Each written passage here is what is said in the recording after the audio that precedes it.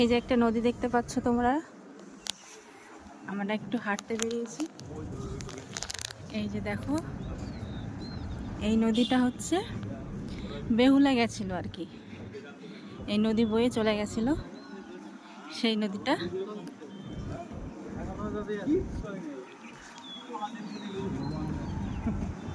দেখতে পাচ্ছ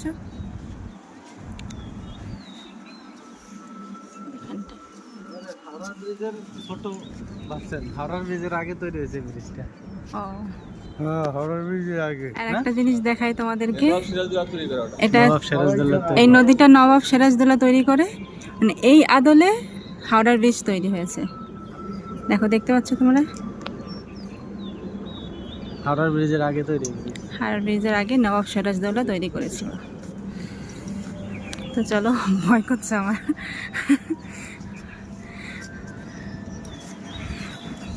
কারণ গায়ের মধ্যে শিরশির শিরশির করছে।